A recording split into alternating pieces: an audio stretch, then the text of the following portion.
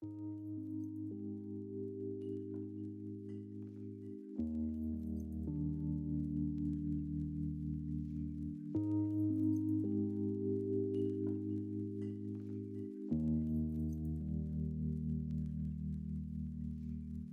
video kali ini kita akan membahas mengenai sebuah kata yang sering dinasihatkan manusia pada manusia yang lain yang mengalami musibah.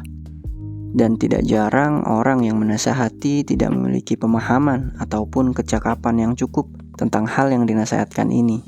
Dan kelak ketika ia sendiri yang mengalami musibah, orang yang dulu sempat ia nasihati akan menasihati kembali tentang hal yang sama terhadap dirinya. Kata yang dimaksud tidak lain adalah sabar.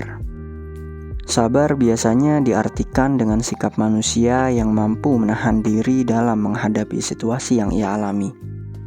Dengan kata lain, seseorang dikatakan kehilangan kesabaran ketika ia sudah tidak mampu mengendalikan diri saat dihadapkan dalam suatu kejadian atau masalah yang datang kepadanya. Kegagalan menahan diri ini biasanya diekspresikan dalam bentuk kemarahan, berupa tindakan, perkataan, ataupun hanya sebatas pikiran. Kemudian, bagaimanakah makna sabar menurut Al-Quran? Tentunya kita memerlukan definisi yang lebih rigid, agar pemaknaannya juga lebih jelas.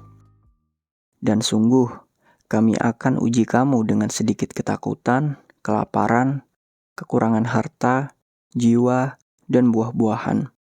Dan sampaikanlah kabar gembira kepada orang-orang yang bersabar, yaitu orang-orang yang apabila ditimpa musibah, mereka mengucapkan Inna lillahi wa inna ilaihi raji'un. Dikatakan bahwa telah menjadi sunatullah bagi setiap manusia diberikan ujian oleh Allah Subhanahu wa Ta'ala dalam bentuk yang bermacam-macam. Al-Quran dengan jelas memberikan definisinya tentang kesabaran, yaitu orang yang apabila ditimpa musibah, mereka mengucapkan Inna lillahi wa inna ilaihi raji'un.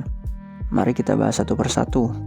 Pertama, kita akan menguraikan tentang apa yang dimaksud dengan musibah. Ini menjadi penting karena pemahaman terkait musibah berhubungan langsung dengan pemaknaan mengenai kesabaran itu sendiri. Musibah adalah suatu peristiwa yang datang kepada manusia. Sedang sabar adalah sikap manusia dalam menanggapi peristiwa tersebut. Dalam ayat tersebut, musibah atau ujian pada umumnya diberikan Allah kepada manusia dalam bentuk ketakutan, kelaparan, kekurangan harta, jiwa, dan buah-buahan. Lalu pertanyaannya adalah, bagaimana dengan orang-orang yang bergelimangan harta? Apakah ujian yang berbentuk kelaparan dan kekurangan harta masih relevan pada orang-orang tersebut? Terkait kelaparan, tentunya secara harfiah, orang kaya tidak akan mengalami kelaparan. Hanya kondisi tertentu yang memungkinkan orang kaya mengalami kelaparan. Bahkan pada zaman ini, sudah jarang ditemui pada keluarga yang dianggap miskin yang mendapatkan bantuan sosial dari pemerintah mengalami kelaparan. Ya, memang terkecuali untuk sedikit orang. Lapar adalah tentang rasa yang dialami oleh manusia. Jadi, sangat memungkinkan jika seseorang yang baru saja menyelesaikan makanannya tetap merasakan lapar di perutnya. Nah, inilah yang nanti berkaitan erat dengan bab kekurangan harta. Tidak hanya orang miskin yang merasakan kekurangan harta, orang kaya pun mengalaminya. Bahkan bisa jadi orang yang dipandang kaya oleh masyarakat mengalami rasa kekurangan harta yang lebih besar daripada si miskin. Buktinya, orang-orang itu setiap hari masih bekerja keras, bahkan lebih keras daripada si miskin untuk mendapatkan harta yang lebih banyak lagi. Kekayaan ini ibarat orang yang sedang kehausan. Namun semakin ia minum, bukan malah reda rasa hausnya, tapi justru semakin bertambah haus yang dirasakan, lagi dan lagi. Jadi yang dimaksud kekurangan harta di sini ialah sikap seseorang yang merasa kurang terhadap situasi ekonomi atau kekayaan yang sedang ia miliki. Bukan tentang kondisinya, namun tentang bagaimana cara ia menyikapi kondisi tersebut.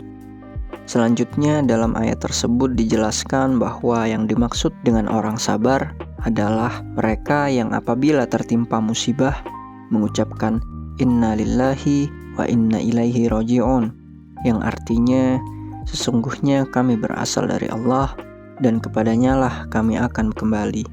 Apa maksud dari hal ini?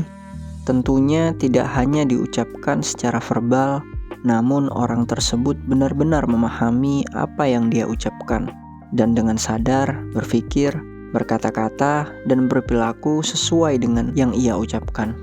Ia menyadari bahwa semua yang ia miliki dalam hidupnya seperti anak, istri, keluarga, serta harta benda yang ia miliki, bahkan termasuk dirinya sendiri pun bukanlah kepunyaannya, melainkan hanya titipan dari Allah yang kelak saat waktunya tiba akan diminta kembali. Maka sejatinya yang dimaksud perjuangan dalam hidup ini bukanlah berjuang untuk berpindah dari suatu kondisi menuju kondisi yang lain. Namun, bagaimana kita harus terus belajar bersabar dalam setiap pergantian kondisi yang kita alami. Memang bukanlah hal yang mudah, tetapi paling tidak kita memiliki tujuan yang jelas dalam hidup. Tidak hanya terombang-ambing kesana kemari, seperti bangkai ikan yang terbawa aliran sungai.